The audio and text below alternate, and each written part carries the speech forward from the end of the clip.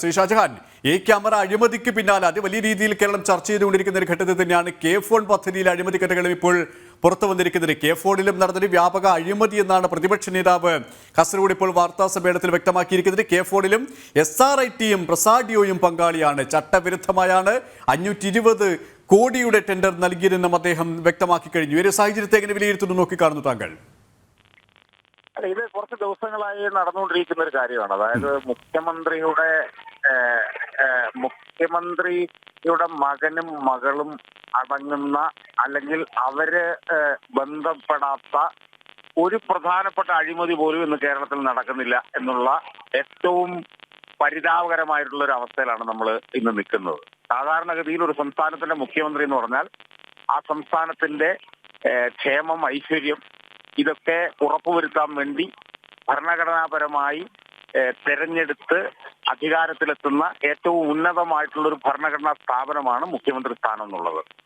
ആ മുഖ്യമന്ത്രിയുടെ ചുമതല എന്ന് പറയുന്നത് ഒരു സംസ്ഥാനത്തെ ജനങ്ങളുടെ ക്ഷേമമാണ്. ഇംഗ്ലീഷിൽ പറഞ്ഞാൽ വെൽ ബീയിങ് ആണ്. വെൽ ബീയിങ് അതായത് ഓരോ സംസ്ഥാനത്തെയും ജനങ്ങളുടെ ക്ഷേമം, അവരുടെ ഐശ്വര്യം, അവരുടെ ക്രമസമാധാന പാലനം, ഇതുപോലുള്ള കാര്യങ്ങളൊക്കെ ഓരോ 5 വർഷവും നടക്കുന്ന തെരഞ്ഞെടുപ്പിലൂടെ ജയിച്ചു വരുന്ന മുഖ്യമന്ത്രിയുടെ ചുമതലയാണ്. അതാണ് ഒരു മുഖ്യമന്ത്രിയുടെ ചുമതല.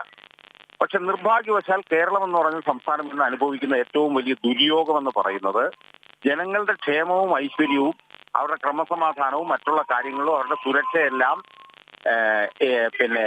ചുമതലാപരമായി ഏൽപ്പിച്ചിട്ടുള്ള ഭരണഘടനാ സ്ഥാനത്തിരിക്കുന്ന മുഖ്യമന്ത്രിയും കുടുംബവും കൂടി കേരളത്തിലെ ജനങ്ങളുടെ ക്ഷേമവും ഐശ്വര്യവും അവരുടെ കാര്യങ്ങളെല്ലാം നോക്കുന്നതിന് പകരം അവരെ കുടുംബപരമായി അച്ഛനും മകളും മകനും കൂടെ ചേർന്ന് കൊള്ളയടിക്കുക എന്നുള്ളൊരു നിലയിലേക്കാണ് ഇപ്പൊ കാര്യം പോയിരിക്കുന്നത്. അതാണ് കേരളത്തിലെ ജനങ്ങളുടെ ദുര്യോഗം. അതായത് വേലി തന്നെ വിളവ് തിന്നുന്നു എന്ന് പറഞ്ഞ ഒരു ചൊല്ലുണ്ട്. പിന്നെ മോശമായിട്ടുള്ള ചില വാക്കുകൾ ചൊല്ലൊക്കെ ഉണ്ട്, അതൊന്നും ഞാൻ പറയുന്നില്ല. അതുപോലെ നമ്മളെ സംരക്ഷിക്കാനെന്ന് പറഞ്ഞ പേരിൽ അധികാരത്തിലേറിയ ഒരാള്, അയാളും അയാളുടെ ഭാര്യയും മക്കളും മകനും എല്ലാം കൂടെ ചേർന്നുകൊണ്ട് ശ്രീ കെ എം ഷാജഹാൻ ഇവിടെ കാർക്കശ്യക്കാരനാണ്. കാർക്കശ്യം എന്ന മേലങ്കി അണിഞ്ഞ് വലിയ അഴിമതി തന്നെയാണ്. താങ്കൾ പറഞ്ഞതുപോലെ തന്നെ കുടുംബ ഭരണം, ജനങ്ങളെയല്ല കുടുംബത്തെ സേവിക്കുന്ന ഒരു സമീപനം തന്നെയാണ് മുഖ്യമന്ത്രി സ്വീകരിക്കുന്നത്. അതുകൊണ്ട് തന്നെ വരും ദിവസങ്ങളിൽ മുഖ്യമന്ത്രി കൂടുതൽ കുരുക്കിലേക്ക് പോകാനുള്ള ഒരു സാധ്യതയാണ് കാണുന്നത് അല്ലേ? അല്ല, ഇതാ ഞാൻ പറഞ്ഞത്. നമ്മളെ സംരക്ഷിക്കാൻ കയറിയ ഒരാള് അയാളും അയാളുടെ മകനും മകളും കൂടെ നിന്നുകൊണ്ട് നമ്മളെ കുടുംബപരമായി ഇടവും വലവും നമ്മളെ കൊള്ളയടിക്കുകയാണ്. പക്ഷെ കൊള്ളയടിച്ചുകൊണ്ടിരിക്കുന്ന സമയത്തും ആ കൊള്ളയടിക്കുന്ന ആളുടെ കൊള്ള തുടരുന്നതല്ലാതെ അയാളെ കുറിക്കാൻ വേണ്ടിയിട്ട് ഇവിടെ ആർക്കും കഴിയുന്നില്ല.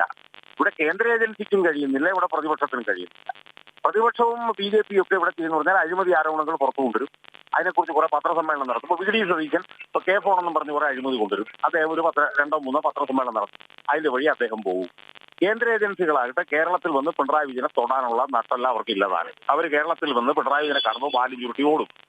അപ്പൊ നിർഭാഗ്യവശാൽ പിണറായി വിജയനും മകനും മകളും അടങ്ങുന്ന കുടുംബം കേരളത്തിലെ ജനങ്ങളെ ഇങ്ങനെ കൊള്ളയടിച്ച് അവരെ ഇല്ലാതാക്കി അവരെ ഈ പറഞ്ഞ പോലെ വിറ്റ് തിന്നുകൊണ്ടിരിക്കും.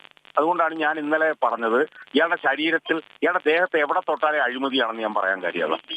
അപ്പൊ അതുകൊണ്ട് വലിയൊരു ജനമുന്നേറ്റം, വലിയൊരു ജനകീയ രോഷമുണ്ടായി ഇയാളെ എത്രയും പെട്ടെന്ന് ഈ അധികാരത്തിൽ നിന്ന് നമ്മൾ ഇറക്കി വിട്ടില്ലെന്നുണ്ടെങ്കിൽ കേരളത്തിനെ മുഴുവൻ ഇയാൾ ഈ പറഞ്ഞ ചെറിയ സമയം കൊണ്ട് തന്നെ വിറ്റ് തിന്നുന്ന ഒരു സാഹചര്യത്തിലേക്ക് കാര്യങ്ങൾ പോകും എന്നാണ് ഈ ഓരോ സംഭവ വികാസങ്ങളും കാണിച്ചുകൊണ്ടിരിക്കുന്നത്. യെസ്, വളരെയധികം നന്ദി ശ്രീ കെ എം ഷാജഹാൻ ഈ ഒരു സമയം ഞങ്ങളോട് സഹകരിച്ചതിന്.